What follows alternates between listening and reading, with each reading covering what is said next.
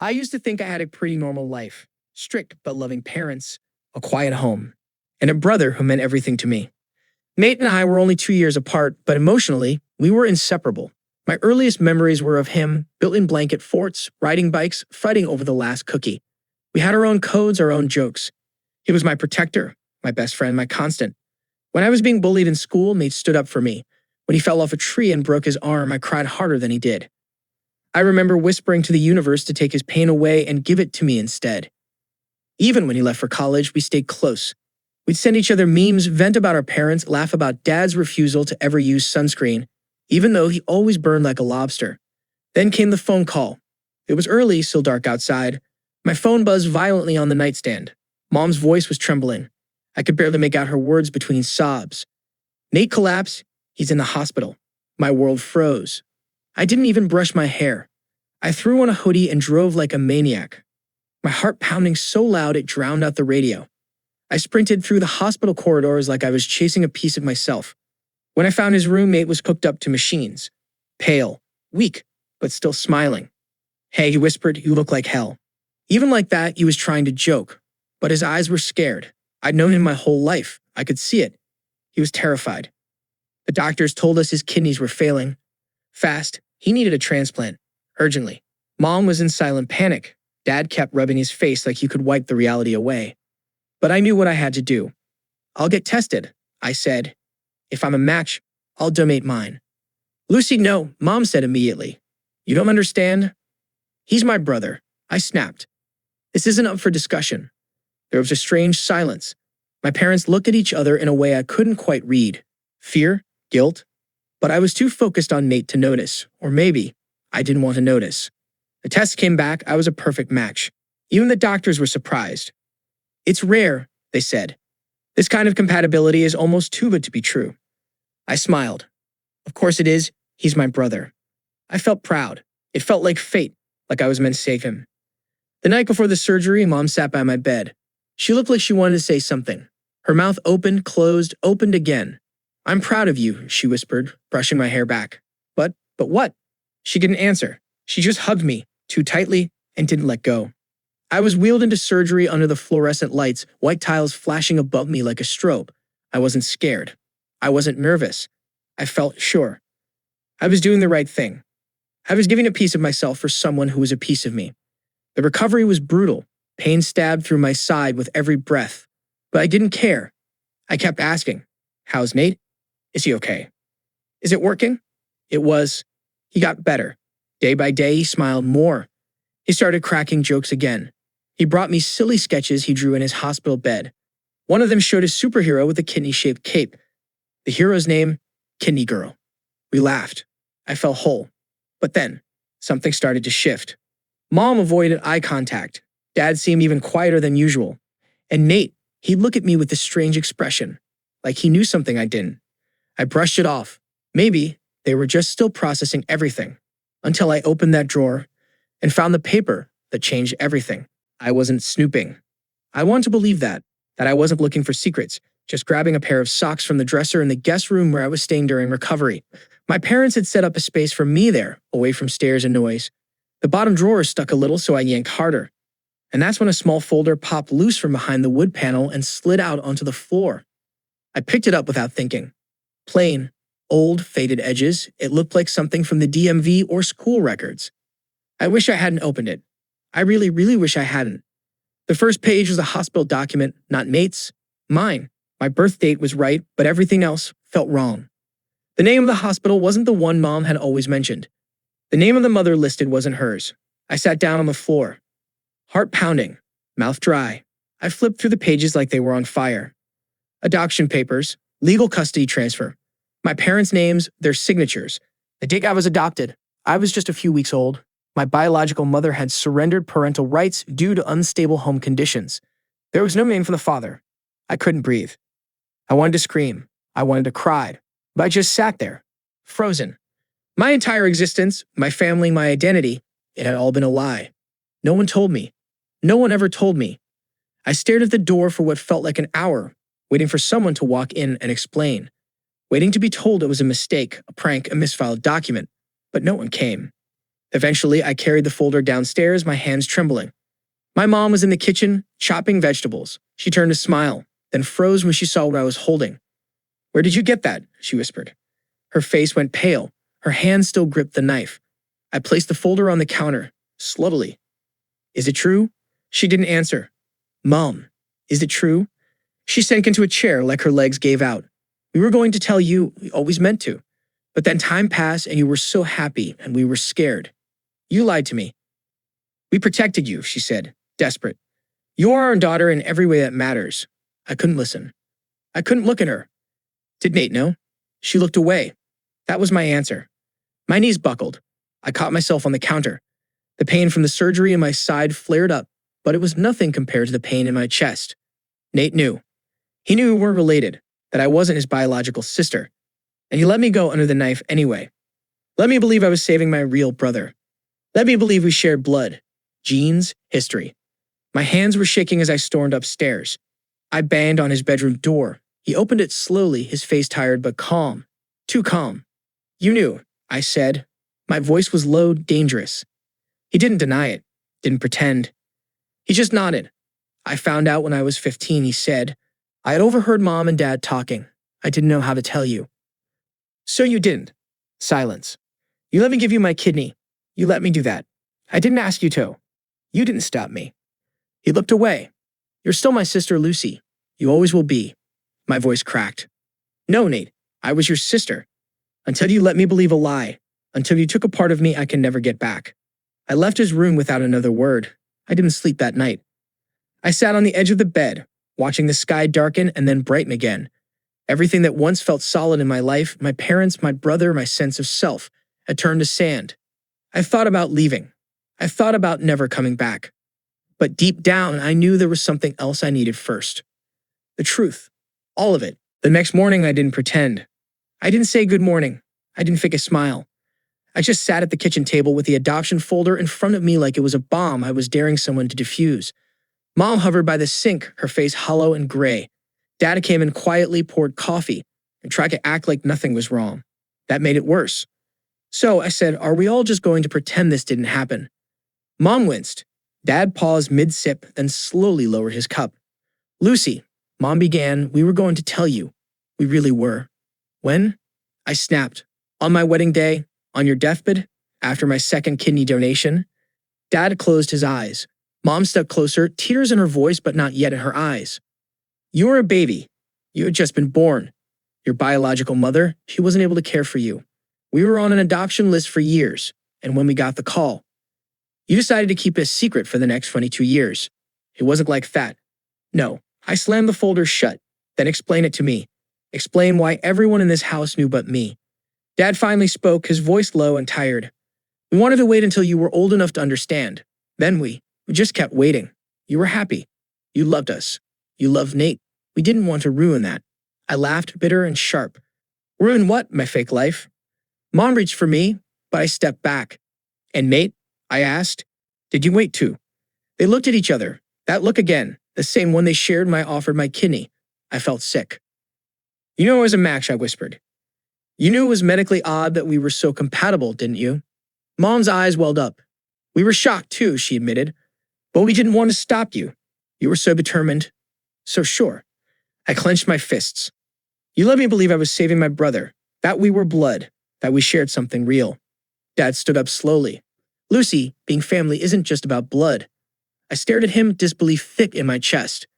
"Easy for you to say. You had the truth. I had nothing." The silence between us stretched. I turned back to the folder. There was a number scribbled in pencil on one of the older documents. Maybe a lawyer's number. Maybe something more. "I'm going to find her," I said. Mom gasped. "Lucy, no, please. We don't know what kind of life she lives, what kind of person she is. I don't care. We raised you," she shouted suddenly. "We gave you everything. We are your real family." "You lied to me my whole life," I said, my voice cold. "You don't get to decide what's real anymore." Dad moved toward me. "Lucy, don't do this out of anger. This isn't anger. This is clarity." I walked out the front door. I didn't slam it. I didn't scream. I just stepped into the sun like I'd been underground for years. Everything was too bright, too loud, but I kept walking. The number led to an old law office across town. I sat in a waiting room filled with dusty books and ticking clocks until a tired secretary found a file. She handed me a name, Melanie Rowan. Last known address, rural suburb, 3 hours away. That night, I packed a bag. I didn't tell my parents.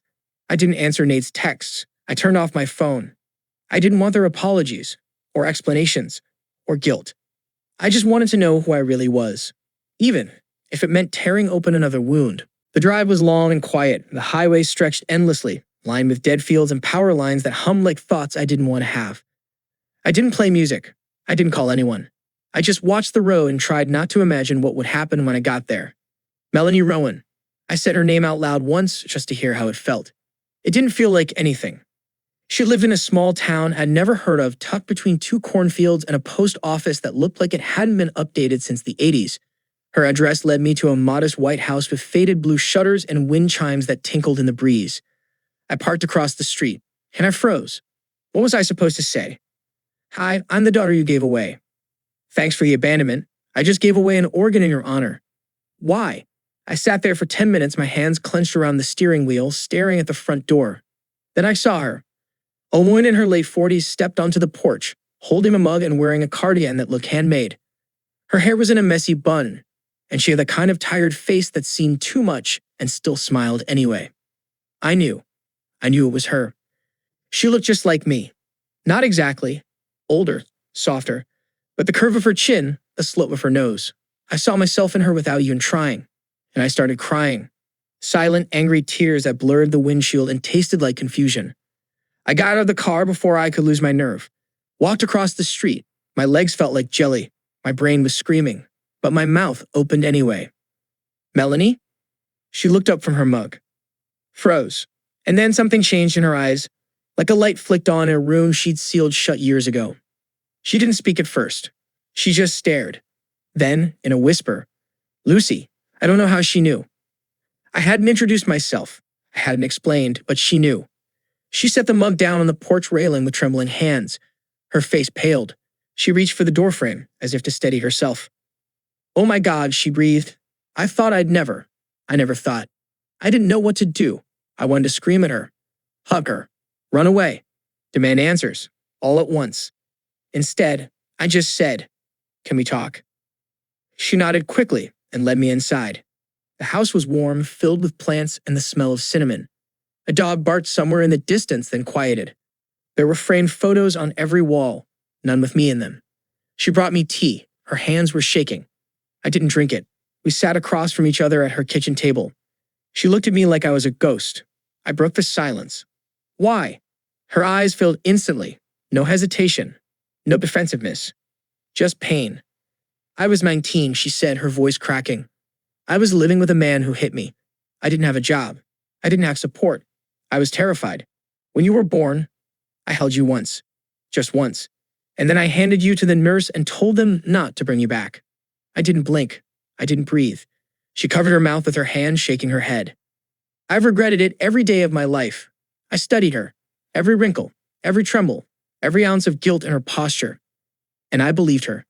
But belief didn't erase the ache. I found out last week, I said, that I was adopted after I gave my brother my kidney.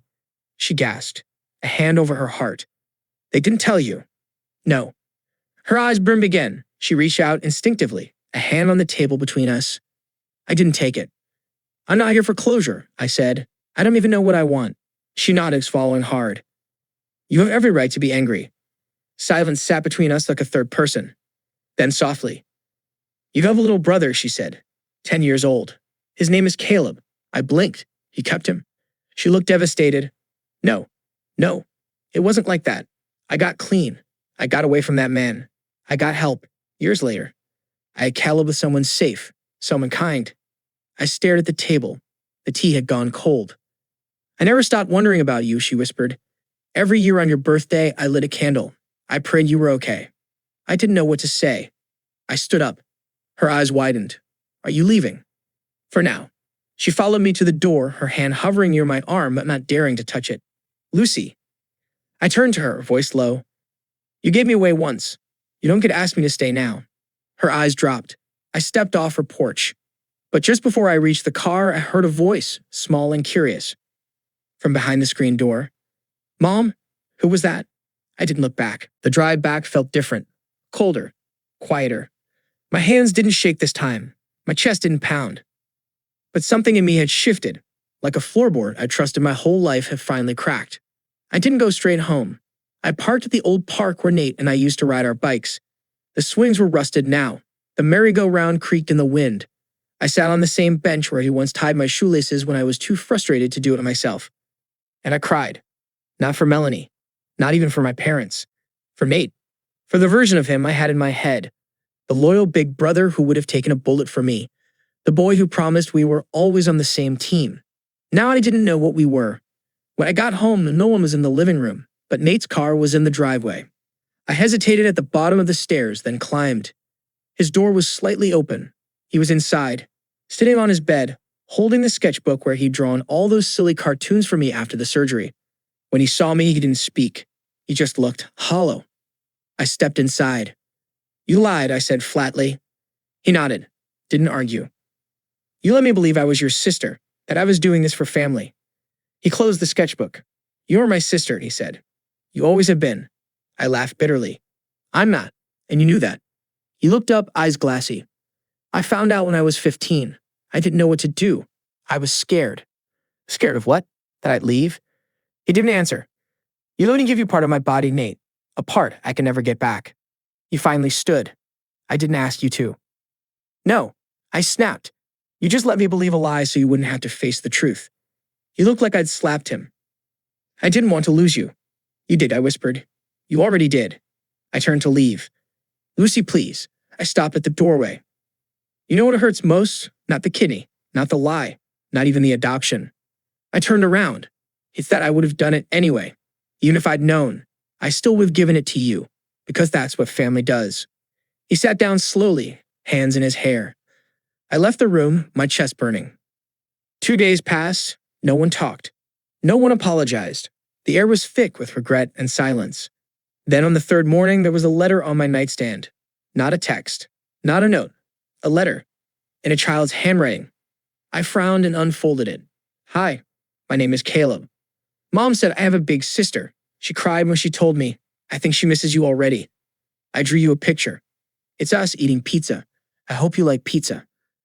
I hope you come back sometime. Caleb. Taped to the back was a crayon drawing. 2 stick figures at a table. One had long hair. The other wore a baseball cap, in big red letters above them. Sister and brother. I sat on the bed for what felt like hours. That little boy, who had no reason to care, already saw me as part of his life. Without history. Without proof. Without even knowing me. And somehow it felt more real than anything I'd been told in weeks. I folded the letter gently and placed it in my drawer. That afternoon, I walked into the kitchen. My parents sat at the table, talking in hushed voices. They stopped when they saw me. I want to move out, I said. Mom's face fell. Dad looked like he was bracing for impact. Lucy, not because I hate you, I said quickly, but because I need to figure out who I am without you. Tears welled up in Mom's eyes. We love you, she whispered. I know, I said, but I need space to decide if I still believe it. They didn't stop me. They didn't argue. Maybe for the first time, they realized I needed to choose my family, not have it handed to me like a script I never wrote. That night, I packed my bags. I didn't take much. Just clothes, a toothbrush, the folder of adoption papers, and Caleb's drawing.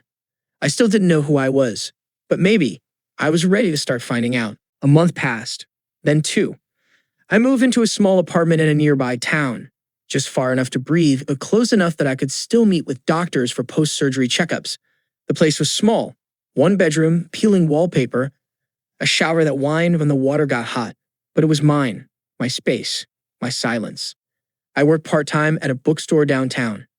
I shelved biographies of people who knew who they were from the start and wondered how many of them had secrets buried under their skin like mine. I didn't talk to my parents. Not really. Mom texted sometimes, "Are you eating enough?" Dad sent a picture of my old dog. No words, just the photo. I didn't reply. Nate called once. I didn't answer. Then one day, I got an email. The subject line was all caps. From Caleby. I froze, then opened it. Hi, Lucy. Mom helped me find your email. I hope that's okay. I wanted to say thank you for reading my letter. Mom told me you liked it. She put it on the fridge. Today, I learned about astronauts at school. Did you know your bones get weaker in space? That's crazy. If we go to space, we should take lots of milk. Do you want to be friends? I made another drawing. It says Berliner rocket ship. Mom says you like space stuff when you were little. Maybe we can go to space one day, or just have pizza. Pizza is good too. Your friend, Caleb. The email had an attachment. Another crayon drawing. Me in a silver space suit. Him holding a slice of pizza. Above it, in big blue letters, Lucy and Caleb, Team Rocket. I smiled. For the first time in weeks, really smiled. Something in me softened. Not all the way, but enough. I wrote back. Hey Caleb, thanks for the drawing. I love pizza too, and space. And astronauts. You're right. Milk is very important. I think we'd make a great space team. Just don't let me float away. I'm still getting used to this new gravity. Tell your mom I said hi, and maybe one day we can get that pizza. Your friend, Lucy. He wrote again the next day, and the day after that. We became pen pals in the digital age. Our messages full of spelling mistakes, silly facts, and space doodles. I told him about the bookstore. He told me about a kid named Jeremy who always steals the red crayons. He never asked about the adoption, or the kidney, or Nate. He didn't care. To him, I wasn't the sister who left. I was his sister, even if we never met. Even if it was all still new. One Saturday, I heard a knock at the door. I wasn't expecting anyone. I peeked through the peephole. It was Melanie and Caleb. He was holding a pizza box and wearing a NASA hoodie 3 sizes too big. She looked nervous, like she was ready for me to slam the door. I opened it slowly. Caleb grinned. Hi, Lucy, he said. I froze. He held up the pizza box. Half cheese, half pepperoni. I didn't know which one you liked, so I got both. I laughed. It cracked through me like a light in a cave. I like both, I said. Melanie stepped forward. We were in the area, she lied. But I couldn't call her on it. I stepped aside. Come in. We sat cross-legged on the floor. Pizza between us. Cartoon playing quietly on the TV. Caleb talked nonstop about his school project, the lizard he found in the backyard, and how he was definitely going to Mars. Melanie didn't speak much. She just looked around the apartment, her eyes lingering on the folded letter and drawing on my fridge. At one point, Caleb leaned against me. You smell like books, he said. That's cool. I smiled. He eventually fell asleep on the couch, a crust still in his hand. Melanie and I sat in silence for a long time. Finally, she spoke. I'm not trying to replace anyone. I nodded. I'm not looking to be saved. We looked at each other, and for the first time, we understood. Later that night, after they left, I stood in my kitchen and stared at the fridge. 2 drawings, 2 kids, 2 versions of family, and I realized something. Maybe family isn't who shares your blood. Maybe it's who makes you want to stay, or come back, or build a rocket ship just because they believe you could. The seasons started changing. Leaves turned gold, my scar faded. Caleb kept writing. We started calling each other on weekends, short calls that always ended with love you, bye, before I was even sure I was ready to say it back. But one day I did, and it felt good. I was healing. Not completely, not cleanly, but something in me had stopped breaking. One Sunday morning, I got a knock at the door. Again. It wasn't Melanie this time. It was Nate. He looked thinner, older. Like time had passed faster for him than it had for me. His eyes searched mine, unsure whether to speak or turn around. I didn't say anything. I just stepped back and let him in. We sat across from each other at my tiny kitchen table, but one with paint stains and pizza crumbs under the legs. He held a folded piece of paper in his hands. I wrote you something, he said, but it's probably dumb. He slid it across the table. I unfolded it. It was another cartoon. Drawn in pen this time. A superhero with messy hair and a stitched-up side carrying a giant glowing kidney like a trophy. Underneath it said, Kaigini Yejaro Rituarns, still strong, still saving lives. I didn't laugh. Not because it wasn't funny, but because it was. Painfully, stupidly, tenderly funny. I miss you, he said. I looked up. You lied to me. He nodded. I know, and I'll probably never deserve your forgiveness, but I'll keep showing up just in case you ever want to give it. I didn't answer, but I didn't throw him out either. He pulled something else from his jacket, a photo. The 2 of us ages ago, me in a tutu, him in a superhero cape. We were both laughing. It looked so real, so pure. It almost hurt to hold. I found it in my drawer, he said. I thought, maybe you'd want it back. I stared at it. and then said, Caleb wants to build a rocket ship. Nate blinked. What? He said we'd be a team, that I could be his co-pilot, that we'd bring extra milk in case our bones went weak. Nate chuckled quietly. Sounds like a smart kid. He is. Silence. I didn't know Nate anything, but I also didn't want to carry hate with me forever. I reached for the cartoon and tucked it into a drawer, next to Caleb's letters and drawings. Maybe it wasn't forgiveness. Maybe it was something gentler. Softer. A small beginning. Nate stood. I'll go. I just wanted to say, I'm glad you're okay. He hesitated at the door. And I still think you're the best sister I've ever had. Then he left. That night, I sat on the couch surrounded by small artifacts of my strange, broken, rebuilt life. A superhero sketch. A drawing of pizza in space. A photo of two kids who didn't know the truth yet and loved each other anyway. I didn't know who I was at the start of all of this, but now I was someone who gave love without asking for proof. Someone who lost a part of herself and still felt whole. Someone who chose her family and was chosen back. Maybe blood makes you related, but choice makes you real.